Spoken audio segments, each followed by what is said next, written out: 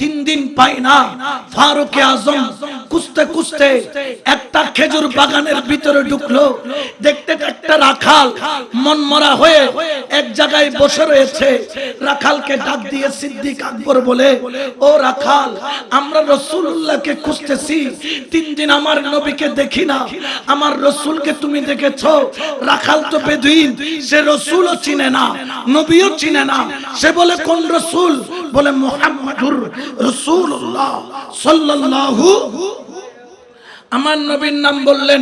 কাফেরের ওই বেদুইন বলল, আমি তো ওই নামের কাউকে চিনি না।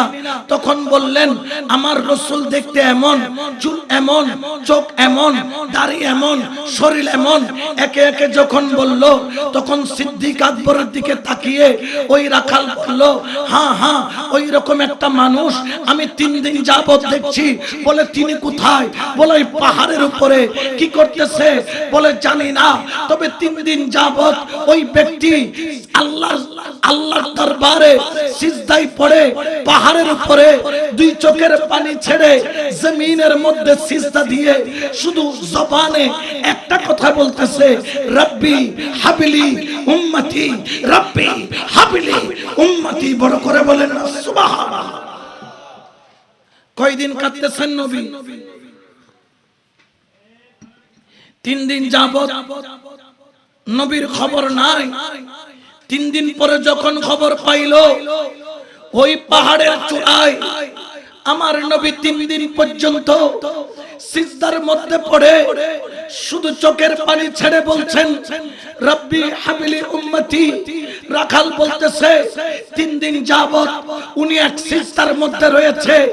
ও আবু বকর, ও ওমর, আমি এখানে বসে রয়েছি 3 দিন, কারণ দেখতে পাচ্ছি উনি যেই পাহাড়ের উপর সিজদায় পড়ে কাঁদতেছে, আমার যতগুলা ওট, আমার যতগুলা ছাগল, আমার বকরি, সবগুলা ওই রাসূলুল্লাহকে ঘিরে সিজদায় পড়ে ওট বকরিগুলাও আজকে 3 দিন যাবত কাঁদতেছে। ওই ওট বকরিগুলা 3 দিন কোনো পানি খাই নাই, 3 দিন কোনো খাবার খাই নাই। আর 2-1টা দিন গেলে আমার ওট বকরি বাঁচাইতে পারবো না। ওই ব্যক্তিকে একটু সিজদা থেকে তুলো। সিদ্দিক আকবর পাগলের মতো দৌড় দিল ওই পাহাড়ের মধ্যে। যাইয়া দেখে দয়াল নবী চোখের পানি ছেড়ে শুধু একটা কথা বলছে, রব্বি হাবিলি উম্মতি, রব্বি হাবিলি উম্মতি। বড় করে বলেন না সুবহানাল্লাহ। আমার রাসূলের চোখের পানি দেখে আবু বকর দৌড়ে গেলেন, ইয়া রাসূলুল্লাহ, 3 দিন যাবত আপনি নবীকে আমরা দেখি নাই, আপনার জন্য আমরা বেকরার। ইয়া রাসূলুল্লাহ, মেহেরবানি করে আপনার মাথা মোবারক তুলেন। সুবহানাল্লাহ বলেন। 3 দিন রাসূল আপনাকে দেখি নাই, মেহেরবানি করে একটু মাথা তুলেন। আপনার দাড়ি চোখের পানিতে ভিজে গেছে, আপনার সিনা চোখের পানিতে ভিজে গেছে, আপনার চোখ থেকে পানি পড়তে পড়তে মাটি কাদা হয়ে গেছে। ইয়া রাসূলুল্লাহ, আপনার দোয়া তো আল্লাহ কবুল করবে। আপনি মাথা মোবারক তুলেন। দেখে রাসূলে পাক মাথা তুলেন না। সিদ্দিক আকবর হাত জোর করে রাসূলের পিছনে দাঁড়াইলেন। ইয়া রাসূলুল্লাহ, আপনি যে উম্মতের জন্য কাঁদতেছেন, আমি আবু বকর ওয়াদা করলাম, আমি আবু বকরের জীবনের যত নেক আমল আছে, আমি আবু বকর আপনার উম্মতের জন্য কুরবানি দিয়ে দিলাম। বড় করে বলেন সুবহানাল্লাহ।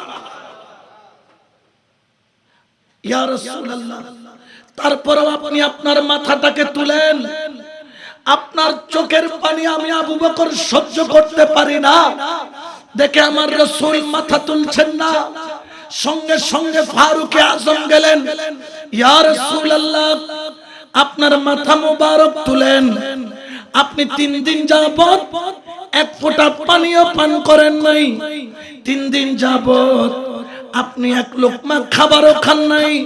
ইয়া রাসূলুল্লাহ, আপনি সর মোবারক তুলেন। আবু বকর সিদ্দিক তার জীবনের সমস্ত আমল আপনার উম্মতের জন্য কুরবান করে দিয়েছে। ইয়া রাসূলুল্লাহ, আমি ওমর আপনার মোহাব্বতে আপনাকে সিজদা থেকে তোলার জন্য আমি ওমর ওয়াদা করলাম। সিদ্দিক আকবর তার জীবনের আমল আপনার উম্মতের জন্য দিয়েছে, আমি ওমর আমার জীবনের আমল আমি আপনার উম্মতের জন্য কুরবানি করে দিলাম। কয়জন দিয়েছেন? একজনের নাম হযরত আবু বকর সিদ্দিক রাদিয়াল্লাহু তাআলা, আরেকজনের নাম হচ্ছে হযরত ফারুক আযম। দুইজন যখন তাদের জীবনের আমল রাসূলে পাকের মুহাব্বতে উম্মতে মুহাম্মাদের জন্য কুরবানি দিয়ে দিল, দেখে রাসূলে পাক তারপরেও মাথা তুলছেন না। আবু বকর সিদ্দিক বুঝতে পারলেন রাসূল সিজদা থেকে মাথা উঠাবেন না, তখন মনে মনে ভাবলেন, ওমরকে ডাক দিলেন, ওমর আজকে রাসূলুল্লাহর সিজদা থেকে মাথা তোলার মতো ক্ষমতা আমি আবু বকরের নাই, ওমর তোমার নাই। উমরে ফারুক কেটে দিয়েছেন, এখন কি করব? আমার রাসূলে পাক সাল্লাল্লাহু আলাইহি ওয়াসাল্লাম 3 দিন যাবত সিজদার মধ্যে উম্মতি উম্মতি উম্মতি বলে কাঁদেন। আবু বকর কিভাবে রাসূলের সিজদা থেকে মাথা তুলব? সিদ্দিক আকবর বলেন, একজন মাত্র ব্যক্তি আছেন যিনি রাসূলুল্লাহকে সিজদা থেকে তুলতে পারে, ওই ব্যক্তির নাম হলো, ওই শখসের নাম হলো, ওই নূরানী বতুলের নাম হলো মা ফাতেমাতুজ জাহরা। সুবহানাল্লাহ বলেন। আজকে মা ফাতেমা ছাড়া আমার রাসূলকে সিজদা থেকে আর কেউ তুলতে পারবে? সিদ্দিক আকবর ফারুক আযম দৌড়াইতে দৌড়াইতে মদিনায় আসলেন, ডাক দিলেন, আলী তুমি কোথায়? আলীর চোখ দিয়ে পানি, রাসূলুল্লাহকে পাই নাই, খুঁজতেছি চারিদিকে, বলে আমরা রাসূলকে পেয়েছি, কিন্তু 3 দিন যাবত আমার রাসূল করিম সিজদা থেকে মাথা তুলছেন না। ও আলী, একমাত্র মা ফাতেমা ছাড়া রাসূলকে আর কেউ সিজদা থেকে তুলতে পারবে না। ঘরে গেলেন, মা ফাতেমাকে ডাক দিলেন, মা ফাতেমা বুরকা পরলেন, আলী কাররামাল্লাহু ওয়াজহাহু কাঁধের মধ্যে ইমামে হাসানকে নিলেন, মা ফাতেমা কোলের মধ্যে ইমামে হুসাইনকে নিয়ে সুজা সেই পাহাড়ের মধ্যে চলে গেলেন। উচ্চ আওয়াজে বলেন না সুবহানাল্লাহ। দেখতেছেন রাসূল কি সিজদা, জবানে চলতেছে রব্বি হাবিলি উম্মতি, উম্মতের জন্য শুধু চোখের পানি আমার নবী করিম সারতেছেন। মাওলা আলী দাঁড়ালেন, ইয়া রাসূলুল্লাহ আপনার মাথা মুবারক তুলেন, ওগো দয়াল নবী আপনার সির মুবারক তুলেন। আপনি সির মুবারক যদি না তুলেন আমি আলী তো বেকরার হয়ে আছি, আপনাকে সিজদা থেকে উঠানোর জন্য। আমার আলী বললেন, আবু বকর সিদ্দিক তার আমল দিয়ে দিয়েছে আপনার উম্মতের জন্য, ফারুক আযম তার আমল দিয়ে দিয়েছে আপনার উম্মতের জন্য। ইয়া রাসূলুল্লাহ আমি আলী যাকে আপনি বলেছেন আনা মদিনাতুল ইলম ওয়া আলীউন বাবুহা, আমি বেলায়েতের দরজা হওয়ার পরেও আমি আলী ওয়াদা করলাম আমার জীবনের যত আমল আমি সেইগুলা আপনার উম্মতের জন্য কুরবানি করে দিলাম। এখন কয়জন দিয়েছেন? জোরে বলেন না কয়জন?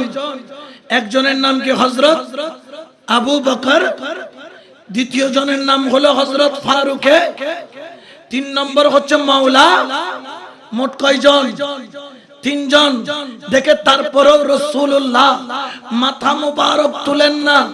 এরপরে মা ফাতেমা গেল, ইয়া রাসূলুল্লাহ আমি ফাতেমা ওয়াদা করলাম আবু বকর সিদ্দিক শুধু নয়, ফারুক আযম নয়, আমার স্বামী মাওলা আলী শুধু নয়, আমি মা ফাতেমা আমার জীবনের যত আমল, যত বন্দেগী, যত সিজদা, যত তাসবিহ, যত তেলাওয়াত, যত জিকির আজকার করেছি, ইয়া রাসূলুল্লাহ আমি আমার সারা জীবনের আমল আমি আপনার উম্মতের জন্য কুরবানি করে দিলাম। কয়জন দিয়েছেন? কিন্তু রসুলে পাক তারপরেও মাথা মোবারক তুলেন না, আরো জোরে জোরে কাঁদছেন। আমার রাসূলে পাক বলছেন রব্বি হাবিলি উম্মতি, রব্বি হাবিলি উম্মতি। এরপরে মা ফাতেমা দেখলেন রাসূলে পাককে সিজদা থেকে তোলা যায় না, আমার ইমামে হাসানকে ডাকলেন, রাসূলের ডান দিকে সিজদায় ফেললেন। ইমামে হুসাইনকে ডাকলেন, রাসূলের বাম দিকে সিজদায় ফেললেন। ফেলার পরে আমার রাসূলে পাক সাল্লাল্লাহু আলাইহি ওয়াসাল্লামের কদম বরাবর গিয়ে মা ফাতেমা বললেন, ইয়া রাসূলুল্লাহ, আবু বকর সিদ্দিক তার আমল কুরবানি দিয়েছে, ফারুক আযম তার আমল কুরবানি দিয়েছে, আমার স্বামী আলী কাররামাল্লাহু ওয়াজহাহু তার আমল কুরবানি দিয়েছে, আমি ফাতেমা আমার আমল কুরবানি দিয়েছি আপনার উম্মতের জন্য। ইয়া রাসূলুল্লাহ, আপনি সির মুবারক তুলতেছেন না, আমি ফাতেমা ওয়াদা করলাম আমার হাসানকে আমার হুসাইনকে, ইয়া রাসূলুল্লাহ, আমি আপনার উম্মতের জন্য আল্লাহকে সাক্ষী রেখে ওয়াদা করলাম আমার হাসানও আপনার উম্মতের জন্য কুরবান, আমার হুসাইনও আপনার উম্মতের জন্য কুরবান। উচ্চ আওয়াজে বলেন না সুবহানাল্লাহ। এই বলার সঙ্গে সঙ্গে রাসূলে পাক সির মুবারক তুলে হাসান হুসাইনকে কলিজার সাথে লাগায়া বললেন, ও ফাতেমা, তুমি কি বললা? তুমি কি মুখে দিয়ে বের করলা? তোমার দোয়া তো আল্লাহর দরবারে কবুল হয়ে গিয়েছে। এই জন্য ইমামে আলী মাকামের দুই কলিজার টুকরা, ইমামে হাসানে মুজতবা, ইমামে হুসাইনে মুজতবা, দুজন উম্মতে মুহাম্মাদীর ঈমান বাঁচানোর জন্য শাহাদাতের শরবত পান করেছেন। উচ্চ আওয়াজে বলেন না সুবহানাল্লাহ। এই জন্য খেয়াল রাখবেন, খেয়াল রাখবেন, নবীর যেরকম হক আদায় করা আমাদের পক্ষে সম্ভব নয়, ঠিক তদ্রূপ ভাবে আওলাদে রাসূলের হক আদায় করা আমাদের পক্ষে কিয়ামত পর্যন্ত সম্ভব। জোরে বলেন না সম্ভব। এই জন্য সুন্নিরা আহলে বায়াতকে ভালোবাসে। কারণ কি? কারণ কি জানেন? ইমামে হুসাইন কারবালার ময়দানে তিনি যদি চাইতেন, নিজের স্বার্থ চাইতেন, তিনি বাদশা হতে পারতেন। নিজের স্বার্থ চাইলে তিনি ধন সম্পদের মালিক হতে পারতেন।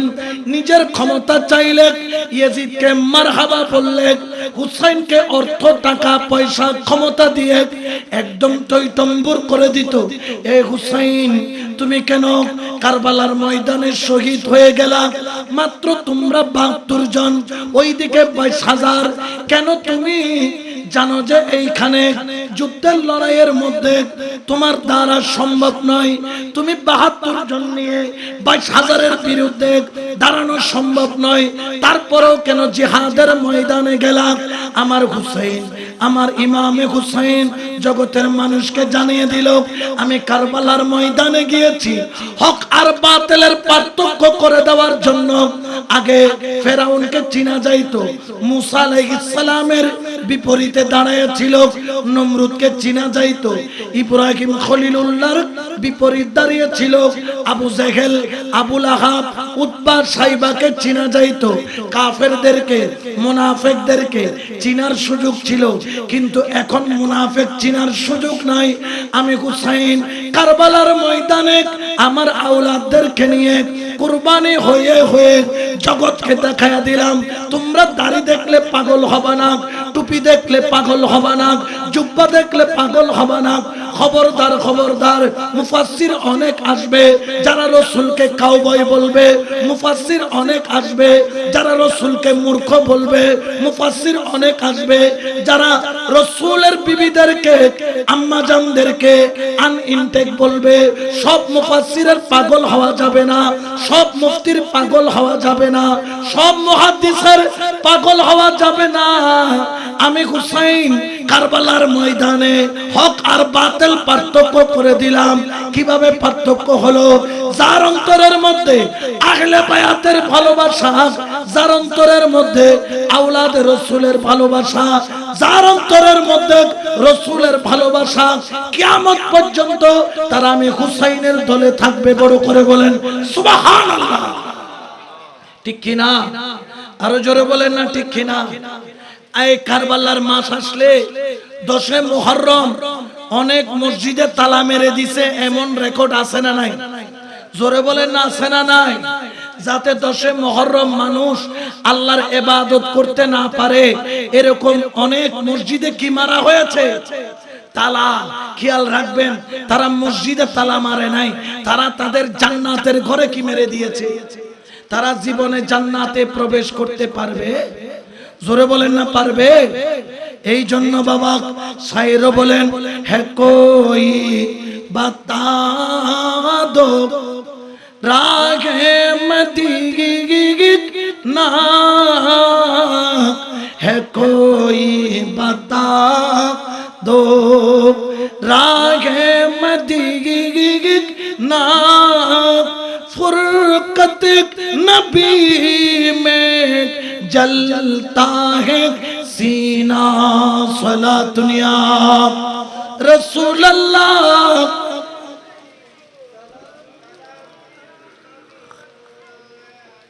तो इमाम हुसैन কারবালার ময়দানে নিজের জীবনকে কুরবানি দিয়েছেন দুনিয়ার জন্য না উম্মতে মুহাম্মদীর জন্য? জোরে বলেন না কার জন্য? তাহলে সেই উম্মতে মুহাম্মদী কি আখিলে বায়াতকে ভুলতে পারে? যদি প্রকৃত নবীর উম্মত হয় সে কখনো আখিলে বায়াতকে ভুলতে পারে না। এই জন্য দেখবেন আখিলে বায়াতের রক্ত যেখানে যেখানে গিয়েছে সেখানে কারবালার মাহফিল পাওয়া যায়। আপনি যখন মুনাওয়ার দরবার শরীফের মধ্যে হুজুর আল্লামা অধ্যক্ষ সৈয়দ মোহাম্মদ নুরুল মুনাওয়ার সাহেব রাহমাতুল্লাহ আলাইহি দরবার আসলেন, দেখবেন সেখানে মুহররম আসলে আখিলে বায়াতের মাহফিল পাওয়া যায়। আপনি যখন জগৌসুল আজম মজবান্ডারির দরবারে যাবেন, যাইয়া দেখবেন আহলে বায়াতের মাহফিল পাওয়া যায়। আপনি যখন শেরে বাংলার দরবারে যাবেন, যাইয়া দেখবেন আহলে বায়াতের মাহফিল পাওয়া যায়। আপনি সুন্নি যত দরবার আছে প্রত্যেক দরবারে যান, খাজা বাবার দরবারে যান, গৌসে পাকের দরবারে যান, প্রত্যেক দরবারের মধ্যে আহলে বায়াতের মাহফিল আছে। কারণ কি? কারণ কি? আমার হযরত আল্লামা অধ্যক্ষ সৈয়দ মোহাম্মদ নুরুল মুনাওয়ার সাহেব হুজুর কিবলা তিনি কেন আহলে বায়াতকে ভুলতে পারে নাই? কেন এই ঝড় বৃষ্টির মধ্যেও আহলে বায়াতের মাহফিল সাজাইলো?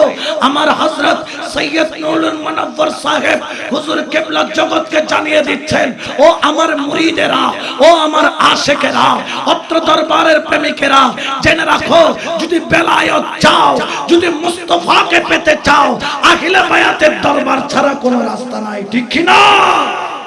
আখিলে বায়াতের দরবার ছাড়া কোনো রাস্তা, জোরে বলেন না কোনো রাস্তা। এই জন্য আমরা আখিলে বায়াতের জন্য পাগল, আখিলে বায়াতের মোহাব্বতের জন্য পাগল। শায়েরও সেই জন্য বলে, হুসैनियों को बचाना, हुसैनियों को बचाना, हुसैन जानते हैं यजीदियों को मिठाना, यजीदियों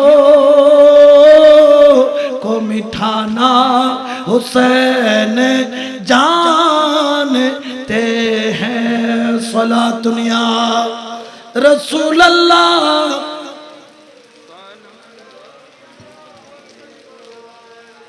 এই জন্য বাবা হুসাইন আমাদেরকে শিক্ষা দিয়ে গেছেন, এ মুমিনের দলেরা, আমি হুসাইনকে 7 মুহররম থেকে 10 মুহররম পর্যন্ত পানি বন্ধ করে দেওয়া হয়েছিল। আমি হুসাইন পানির বিনিময়ে ঈমান বিক্রি করি নাই। 10 মুহররম যুদ্ধের তামামা বাজিয়ে দেওয়া হয়েছিল। আমি হুসাইন ঈমান বিক্রি করি নাই। 10 মুহররম সকালবেলা থেকে হযরত হুর ইবনে ইয়াজিদ থেকে শুরু করে হযরত ওয়াহাব ইবনে আব্দুল্লাহ থেকে শুরু করে হযরত হাবিব ইবনে মাজহার থেকে শুরু করে আহলে বায়াতের ঘরানা একে একে কুরবান হয়েছে। আমি ঈমান বিক্রি করি নাই। 10 মুহররম কারবালার ময়দানে আমার বোন জয়নব, তার দুইটা ছোট ছোট বাচ্চা, একজনের নাম হলো আবুল, একজনের নাম হলো মোহাম্মদ, 7 বছর আর 8 বছরের বাচ্চা কারবালার ময়দানে আমি পাঠিয়ে দিয়েছি। এই দুই ছোট সাহেবজাদা কারবালার ময়দানে 4-5 টুকরা হয়ে, হাত একদিকে, পাও আরেক দিকে, কলিজা একদিকে, গুর্দা একদিকে, মাথা একদিকে। আমি হুসাইন আমার ভাগিনাদের শরীরের মাংসগুলাকে গাঁটটি ভরে কারবালার ময়দানে হাইমায় এনেছি। জগৎবাসী শুনে দাও, আমি হুসাইন আমার ঈমান বিক্রি করি নাই।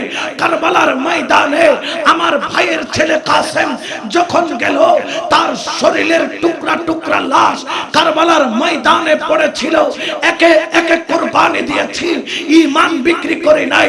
মাওলা হুসাইন আমাদেরকে শিক্ষা দিচ্ছেন, জগতের মানুষ শুনো, আমার 6 মাসের বাচ্চা যে এখনো তলোয়ার ধরতে জানে না, যে এখনো যুদ্ধ করতে জানে না, যে এখনো মা বলতে পারে না, বাবা বলতে পারে না, এখনো দুনিয়া চিনে না, আমি কারবালার ময়দানে গিয়ে আমার 6 মাসের বাচ্চাকে কুরবানি দিয়ে দিয়েছি। ঈমান বিক্রি করি নাই। আল্লাহর কাছে বলেছিলাম, আল্লাহ আজকে যদি আমি হুসাইনের একটা আজগর নয় 1000 আজগর থাকে, একে একে কুরবানি করে দিব। নানা জানের দিয়ে যাওয়া ইসলামের পতাকাকে জমিনের মধ্যে আমি হুসাইন ভুলণ্ঠিত হতে দিতে পারি না। উচ্চ আওয়াজে বলেন না সুবহানাল্লাহ। আল্লাহু আকবার।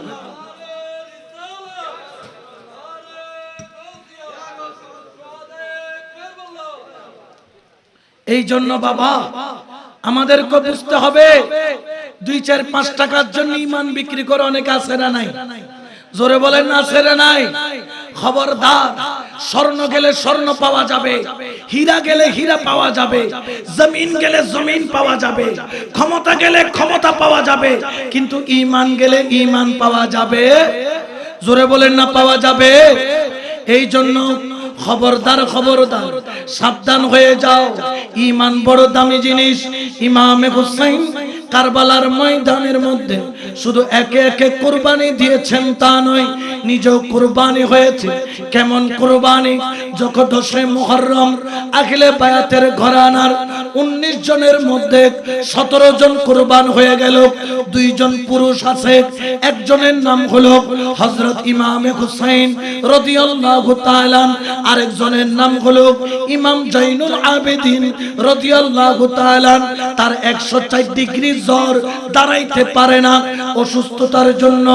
ইমাম জয়নুল আবেদিন তারপরেও ইমামে হুসাইনের কদম ধরে বলে, আব্বা জান ও আমার ইমামে হুসাইন, আব্বা জান ও আমার মাওলা, ও আমার আকা, ও আমার হুসাইন, আমাকে একটু হাতের সাথে তলোয়ারটা শক্ত করে রশি দিয়ে বেঁধে দেন, আমাকে ঘোড়ার উপর তুলে দেন, আমি কারবালার ময়দানে গিয়ে ইয়াজিদিদেরকে মারতে পারি আর না পারি, আমি দয়াল নবীর প্রেমে আমি জয়নুল আবেদিন কুরবানিত হতে পারবো। কিন্তু আমার কামলিওয়ালা নবীর আওলাদ ইমামে হুসাইন রাদিয়াল্লাহু তাআলা তিনি বললেন, না ওই জয়নুল আবেদিন তোমাকে আমি কারবালার ময়দানে প্রেরণ করব না। কারণ কি? কারণ কি? বলে তোমার কাজ আরো বড়, তোমার দায়িত্ব আরো বড়, তোমার মর্যাদা আরো বড়, তোমার কর্ম আরো বড়। কারণ তুমি যদি শহীদ হয়ে যাও, গৌসে পাক আব্দুল কাদের জিলানী আর দুনিয়ার মধ্যে আসবে না। তুমি যদি কুরবানি হয়ে যাও, খাজা করিবে নওয়াজ আর দুনিয়ার মধ্যে আসবে না। তুমি যদি কুরবানি হয়ে যাও, গৌসুল আজম মাইজভান্ডারী আর দুনিয়ার মধ্যে আসবে না। তুমি যদি কুরবানি হয়ে যাও, নূরুল মুনাওয়ার হুজুর কিবলার মতো ওলি আল্লাহ দুনিয়াতে আসবে না। ও জয়নুল আবেদিন, আমি তোমাকে আখিরি জামানার উম্মতের জন্য রেখে গেলাম। কিয়ামত পর্যন্ত তোমার বংশ দিয়ে যেদিকেই যাবে, প্রত্যেকজন জামানার বড় বড় আল্লাহর ওলি হবে। সুবহানাল্লাহ বলেন। ইমাম জয়নুল আবেদিন সারা আর কোন পুরুষ নাই। ইমামে হুসাইন পরীক্ষার ময়দানে যাওয়ার জন্য তৈরি। তিনি যুদ্ধের আমামা পরলেন। কোন আমামা? যেই আমামা রাসূলুল্লাহর দেওয়া। তিনি যুদ্ধের তলোয়ার নিলেন। কোন তলোয়ার? যেই তলোয়ার মাওলা আলীর জুলফিকার তলোয়ার। তিনি হাতের মধ্যে ঢাল নিলেন। কোন ঢাল? যেই ঢাল হযরত আমির হামজা। তিনি যুদ্ধের পোশাক পরে যখন জুলজানা ঘোড়ার উপর উঠলেন, জুলজানা ঘোড়াকে লাগাম ধরে টেনে বলছেন, জুলজানা সামনের দিকে চলো। কিন্তু এই জুলজানা ঘোড়া ইমামে হুসাইনের চোখের ইশারায় দৌড় মারে। কিন্তু আজকে জুলজানা ঘোড়া সামনের দিকে যাচ্ছে না। একবার লাগাম ধরে টান দেয়, জুলজানা সামনের দিকে যায় না। দুইবার লাগাম ধরে টান দেয়, জুলজানার সামনের দিকে যায় না। তিনবার লাগাম ধরে টান দেয়, জুলজানার সামনের দিকে যায় না। ইমামে হুসাইন অবাক হয়ে গেল, কিরে জুলজানা ঘোড়া সামনের দিকে কেন যাস না? দেখে জুলজানা ঘোড়ার চোখে দিয়া টপ টপ করে পানি পড়ে, আর একটা কান্নার আওয়াজ শোনা যায়। দেখে জুলজানা ঘোড়ার সামনের দুইটা পাও ধরে আমার ইমামে হুসাইনের কলিজার টুকরা কন্যা হযরত সকিনা রাদিয়াল্লাহু তাআলা আনহা জুলজানা দুইটা পাও ধরে কান্দে। আর জুলজানা ঘোড়াকে বলে, ও জুলজানা ঘোড়া সামনের দিকে যাস না, সামনের দিকে যাইস না। সামনের দিকে আমার ভাই আবুন গেছে, টুকরা টুকরা হয়ে গেছে। আমার ভাই মুহাম্মদ গেছে, টুকরা হয়ে গেছে। আব্দুল্লাহ গেছে, টুকরা হয়ে গেছে। কাসেম গেছে, টুকরা হয়ে গেছে। আকবর গেছে, টুকরা হয়ে গেছে। আসগর গেছে, তীরের আঘাতে জায়গার মধ্যে শহীদ করে দিছে। ও জুলজানা ঘোড়া সামনে যারাই গেছে, জিন্দা কেউ আসে নাই। আমার আব্বা সারা আমি সকিনার আর কেউ নাই। ও জুলজানা ঘোড়া সামনের দিকে যাইস না, কারণ আমি সকিনা আব্বার বড় আদরের মেয়ে। আমার আব্বা সারা আমি সকিনা বাঁচতে পারি না। সুবহানাল্লাহ। এর দিকে তাকিয়ে আমরা সেখানে সিলিন্ডার করে ফেলতাম। কিন্তু ইমামে হুসাইন আমাদের ঈমান বাঁচানোর জন্য তিনি জুলজানা ঘোড়া থেকে নামলেন। সকিনাকে ডাক দিলেন, সকিনা আয় একটু আমার বুকে আয়। শেষবারের মতোই বুকে লাগ। একটু পরে এই বুকের মধ্যে 113টা তীরের ছিদ্র হবে। একটু পরে এই হুসাইনের বুক, যেই বুক সব সময় রাসূলুল্লাহর বুকের সাথে লেগে থাকতো, এই বুকের মধ্যে 34টা তলোয়ারের আঘাত হবে। এই বুকের মধ্যে 24টা বল্লমের সেদা হবে। সকিনা শেষবারের মতো কলিজার সাথে লাগ। হযরত সকিনা দৌড়ায়া আব্বাজান মাওলা হুসাইনের কাঁধের মধ্যে হাত দিয়ে আর পাও দিয়ে কোমরের মধ্যে চেপে ধরলেন। আব্বাজান আমি আপনাকে সামনের দিকে যেতে দেব না। ইমামে হুসাইন বললেন, সকিনা তুই না বাবার বুকে ঘুমাস, আজকে আমার বুকে একটু ঘুমা।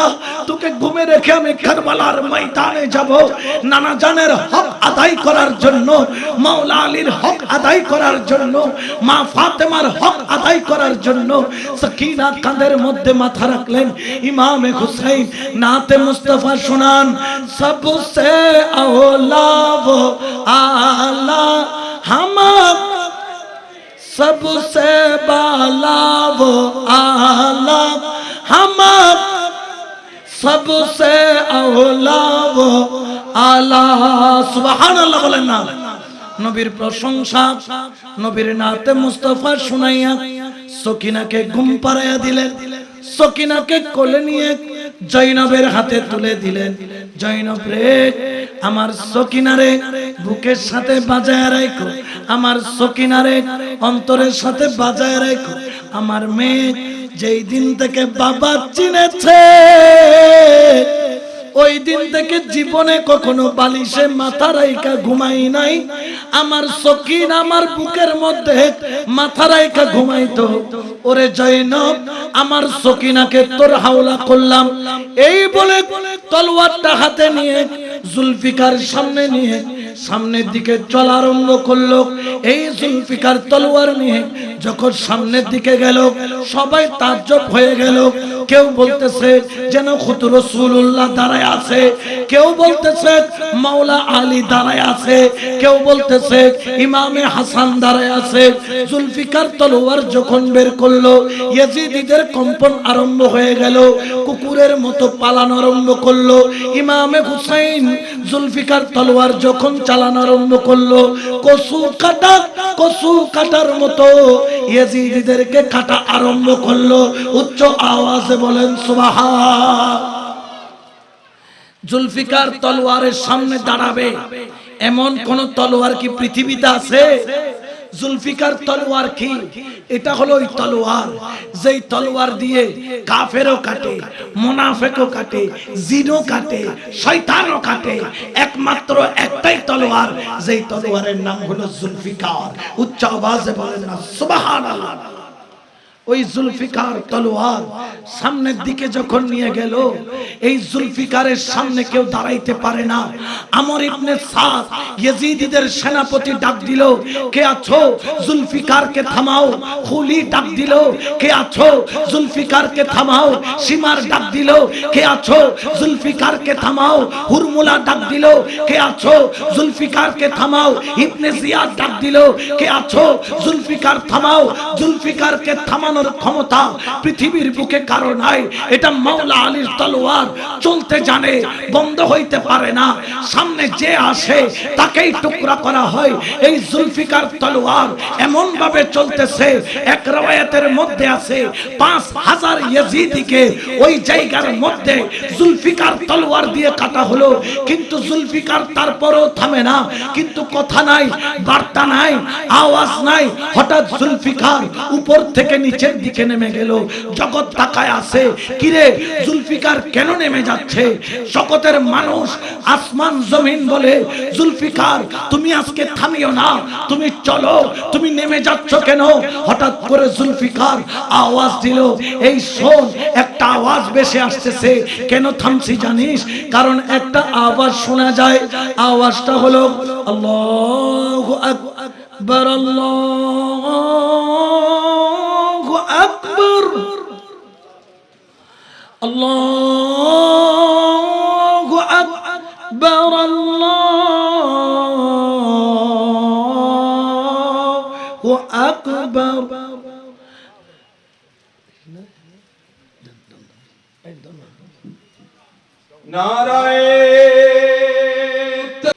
একটা আওয়াজ শোনা গেল, যে আওয়াজের কারণে জুলফিকার তলোয়ার নিচের দিকে আস্তে আস্তে ঝুঁকে পড়লো। সে আওয়াজের নাম কি? আজান। বলেন না, সে আওয়াজের নাম কি? এই আজান আমাদের এলাকায় পড়ে কি পড়ে না? ডেলি কয়বার পড়ে? জোরে বলেন না। ডেলি 5 বার পড়ে। আমরা মাঝে মধ্যে সপ্তাহে একবার শুনি, বাকি দিনগুলা শুনি না। এরকম আছে না নাই? অনেকে আছে যে বছরে শুধু 2 বার আসে। একটা হলো ঈদুল ফিতরের নামাজ পড়তে, আর একটা হলো ঈদুল, আর কোনো খবর। কিন্তু এই আজান পড়ে প্রতিদিন কয়বার? এটা মুয়াজ্জিনের ডাক, হাইয়া আলাস সালাহ, হাইয়া আলাল ফালাহ বলে। এটা মুয়াজ্জিন ডাকে না, এটা আল্লাহর পক্ষ থেকে ডাক দেওয়া হয়। সুবহানাল্লাহ বলেন না। জুলফিকার তুমি থামলা কেন? জুলফিকার বলে আওয়াজ শোনা নাই, আজান পড়েছে। ইমামে হুসাইনের শরীরে 113টা তীরের ছিদ্র। ইমামে হুসাইনের শরীরে 34টা তলোয়ারের আঘাত। এক এক তলোয়ারের আঘাতে গোশত মুবারক ঝুলে গিয়েছে। 24টা নেজার আঘাত দিয়ে ইমামে হুসাইন আল্লাহ পাক রব্বুল আলামিনের সামনে আত্মসমর্পণ করলো। ইয়াজিদের সামনে নয়, আল্লাহু আকবার বলে নামাজের নিয়ত বেঁধে আল্লাহর সামনে আত্মসমর্পণ করলো। বড় করে বলেন না সুবহানাল্লাহ। আল্লাহর কোরআন বলছে, ইয়া আইয়াতুহান নাফসুল মুতমাইন্না ইরজিই ইলা রাব্বিকা রাদিয়াতাম মারদিয়া ফাদখুলি ফি ইবাদি ওয়াদখুলি জান্নাতি। হে প্রশান্তিময় আত্মা, ইয়া আইয়াতুহান নাফসুল মুতমাইন্না ইরজি ইলা রাব্বিক, তুমি তোমার রবের দিকে ঝুঁকে যাও, কারণ তোমার রব তোমার উপর সন্তুষ্ট, কারণ তুমি তোমার রবের উপর সন্তুষ্ট। যখন মাওলা মাওলা যখন তার গোলামের উপর সন্তুষ্ট হয়ে যায়, গোলাম যখন মাওলার উপর সন্তুষ্ট হয়ে যায়, তখন আমার আল্লাহ বলেন, ওরে হুসাইন, তোর আর যুদ্ধ করা লাগবে না, এখন তোমার যুদ্ধের দরকার নাই, কারণ তুমি পরীক্ষায় 100-100 পেয়েছো। তোমার আসগর কুরবানি দিতে তুমি 1 সেকেন্ড দ্বিধা করো নাই, আকবরকে কুরবানি দিতে 1 সেকেন্ড দ্বিধা করো নাই, তোমার আওলাদকে কুরবানি দিতে 1 সেকেন্ড দ্বিধা করো নাই। 100টা তীরের আঘাত তুমি বুকে নিয়েছো, তুমি দ্বিধা দ্বন্দ্ব করো নাই। 34টা তলোয়ারের আঘাত তোমার শরীর ক্ষত বিক্ষত করেছো, তুমি দ্বিধা দ্বন্দ্ব করো নাই। 24টা বল্লমের আঘাত তুমি হজম করে নিয়েছো, খোদার সামনে তুমি কোন ধরনের কার্পণ্যতা দেখাও নাই। এত আঘাত নেওয়ার পরেও তুমি আমি আল্লাহর সামনে আল্লাহু আকবার বলে দাঁড়িয়ে গিয়েছো। আমি তোমার উপর রাজি, কারণ তুমি হুসাইন, আমি আল্লাহর উপর রাজি হয়েছো। উচ্চ আওয়াজে বলেন না সুবহানাল্লাহ। ইবাদতের মধ্যে ঝুঁকে পড়লেন, রুকু করলেন, সিজদা করলেন, সিজদার মধ্যে জিকির চলে সুবহানা রাব্বিয়াল, জোরে বলেন না সুবহানা রাব্বিয়াল। এই জিকির আমরাও করি, এই জিকির হুসাইনও করেছে, এই জিকির আমরাও করি, এই জিকির ইমামে হুসাইনও করেছে। পার্থক্য কি? যখন আমর ইবনে সাদ দেখলো হুসাইন সিজদার মধ্যে, তখন ডাক দিল, এই ইয়াজিদের দল, এই আমার যারা তোমরা রয়েছো, তাড়াতাড়ি যাও, তাড়াতাড়ি যাও, হুসাইনকে শেষ করে দাও। কারণ বাঘ তো বাঘই, বাঘ যখন এমনিও তো শক্তিশালী, বাঘ যখন ঘায়েল হয়ে যায়, এই বাঘ আরো শক্তিশালী হয়ে যায়। এই বাঘকে থামানোর মতো ক্ষমতা পৃথিবীর বুকে কারো নাই, কারণ এটা শেরে খোদার, এটা কলিজার টুকরা সন্তান। তাড়াতাড়ি যাও, সীমার নামের লাইন তাড়াতাড়ি দৌড় দিল, হুসাইনের গর্দানায় ছুরি বসালো। দয়াল নবী ডাক দিয়ে বলে, এ হুসাইন, আমার কাঁধে তোকে নিয়েছিলাম, তার হক আদায় কর। মাওলা আলী বলে, আমি বেলায়েতের নিয়ামত তোকে দিয়েছি, নিয়ামতের হক আদায় কর। মা ফাতেমাতুজ জাহরা বলে, আমার দুধের হক আদায় কর। ইমামে হুসাইনের জবানে চলে সুবহানা রাব্বিয়াল আ'লা। এইদিকে সীমারের তলোয়ারও চলে। যখন তলোয়ার চালায়, চামড়া মুবারক কাটে, সাথে মুহররম থেকে 10 মুহররম পর্যন্ত পিপাসার্ত এক যুবকের গর্দানায় ছুরি চলতেছে। খোদার প্রতি কেমন নিষ্ঠা, খোদার প্রতি কেমন প্রেম। গর্দানায় ছুরি চলে, যত জোরে ছুরি চলে তত জোরে সুবহানা রাব্বিয়াল আ'লা বলে চামড়া কেটে গেল। সুবহানা রাব্বিয়াল আ'লা বুলন্দ হয়ে গেল, গোশত মুবারক কাটা আরম্ভ হলো। সুবহানা রাব্বিয়াল আ'লা বুলন্দ হয়ে গেল। একটার পর একটা তারের মতো রক্ত ছিটতেছে, রক্ত ফিনকিরি মেরে আসমানের দিকে উঠে যায়। সূর্য বলে, আল্লাহ, এই মঞ্জর দেখার ক্ষমতা আমার নাই। আসমানে মেঘ এসে গেল। জমিন বলে, এই রক্তের ওজন নেওয়ার ক্ষমতা আমার নাই। রাসূলুল্লাহ রক্ত নেওয়া আরম্ভ করলো। ইয়া রাসূলুল্লাহ, বোতল ভরছেন রক্ত কেন? বলে, উম্মতের জন্য। কিয়ামতের ময়দানে তুই যখন রাস্তা পাবি না, আমার হুসাইনের এক এক ফোঁটা রক্তের বিনিময়ে আমি তোদের গুনাহগারদেরকে, কোটি কোটি উম্মতকে জান্নাতে প্রেরণ করব। হুসাইনের এক এক ফোঁটা রক্তের বিনিময়ে। বড় করে বলেন সুবহানাল্লাহ। আল্লাহু আকবার। ইয়া রাসূলুল্লাহ, ইয়া গাউসুল্লাহ, জিন্দাবাদ। কিয়ামত পর্যন্ত এই হুসাইনের হক আমরা শাহজাদা হুজুর কিবলা সহ আমরা যারা আছি, আলেম ওলামা নয়, ওলি আল্লাহ গৌস কুতুব আবদালও যদি গলা কাইটা রক্ত ভাসাইয়া দেয়, ইমামে হুসাইনের এক ফোঁটা রক্তের হক আদায় করা আমাদের পক্ষে সম্ভব। ইমামে হুসাইনের গর্দানার হাড় কাটে, যত জোরে ছুরি চলে তত জোরে বলে সুবহানা রাব্বিয়াল। এবং কণ্ঠনালী যখন কেটে গেল, কারামতি ইমামে হুসাইন সেখানে জাহির হয়ে গেল। দেখতেছে গর্দান মুবারক থেকে মাথা আলাদা হয়ে গেল, কিন্তু হুসাইনের জিকির বন্ধ হলো না। দেখতেছে ওই মাথা মুবারক গড়াইয়া আবার কপালটা জমিনে লাগলো। মাওলা হুসাইন কেন লাগলো? বলে এক সিজদায় তৃষ্ণা মিটে নাই, দ্বিতীয় সিজদার জন্য বেকরার। জবানে তখনও চলে সুবহানা রাব্বিয়াল আ'লা, সুবহানা রাব্বিয়াল আ'লা। বড় করে বলেন না সুবহানাল্লাহ। মাওলা হুসাইন, আমরা তো নামাজে মশা বসলে মশারা আগে মারি, তুমি খোদারে পরে ডাকি। ও হুসাইন, তোমার গর্দানায় ছুরি চলেছে, তুমি কি ব্যথা পাও নাই? তুমি কি যন্ত্রণা পাও নাই? তোমার কি ব্যথা লাগে নাই? হুসাইন বলল, হে মুসলমান, তোর নামাজ আর আমার নামাজ এক? তোর নামাজ আর আমার নামাজ এক নয়। কেন আমরা হযরত শাহ সুফি আলহাজ অধ্যক্ষ সৈয়দ মুহাম্মদ নুরুল মুনাওয়ার হুজুর কিবলার মতো ওলি আল্লাহর হাতে হাত রেখে বায়াত কেন হই? কারণ ওই নামাজ শিক্ষার জন্য যেই নামাজের শিক্ষা রাসূলুল্লাহ মাওলা আলীকে দিয়েছেন, মাওলা আলী ইমামে হুসাইনকে দিয়েছেন। বড় করে বলে সুবহানাল্লাহ। হুসাইন রে, এটা কেমন নামাজ আমাদেরকে একটু বলো না। বলে তোরা তো শুধু as-salatu mi'rajul mu'minin শুনেছো, কিন্তু তোমরা কখনো দেখো নাই কারবালা হলো as-salatu mi'rajul mu'minin-এর জিন্দা কারামত, জিন্দা প্রমাণ। কেমন প্রমাণ? হুসাইন বলতেছে, আমি যখন সিজদার মধ্যে গিয়েছি ছুরি আমার গর্দানায় চলেছে, কিন্তু আমি জিকির বন্ধ করি নাই। কারণ কি? বলে যখন আমি সিজদায় যাই, জিকির যখন করি, আমি হুসাইনের শরীর আছে জমিনে, আমি হুসাইনের বডি জমিনে, আমি হুসাইনের কপাল জমিনে, আমি হুসাইনের হাত জমিনে, আমি হুসাইনের পাও জমিনে, আমি হুসাইনের নাক জমিনে। কিন্তু জেনে রাখো, হুসাইনের শরীর জমিনে হলো, হুসাইনের অন্তর তো মাওলার প্রেমের চাদর নিচে। উচ্চ আওয়াজে বলেন না সুবহানাল্লাহ। যে হুসাইন রব্বুল আলামিনের প্রেমের চাদর নিচে ইবাদত করে, ওনাদের গলার উপর ছুরি চললেও ওনারা ওদিকে ভ্রুক্ষেপ করেন না।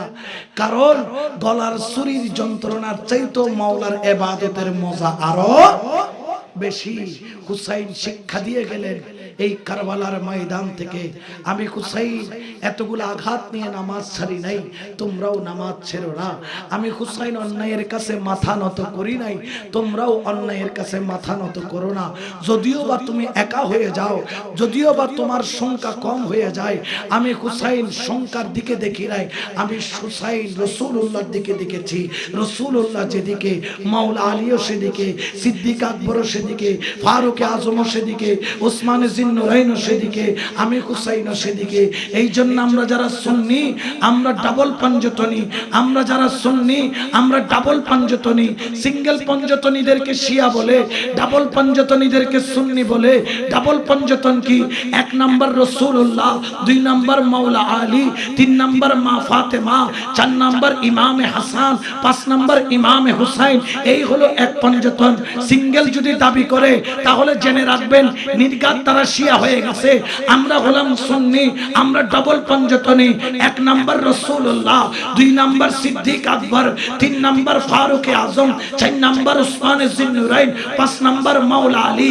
এদিকেও পাঁচ, এদিকেও পাঁচ, এদিকেও রাসূলুল্লাহ, এদিকেও রাসূলুল্লাহ, এদিকেও মাওলা আলী, এদিকেও মাওলা আলী। এই জন্য সুন্নিরা হচ্ছে সঠিক পথের অধিকারী।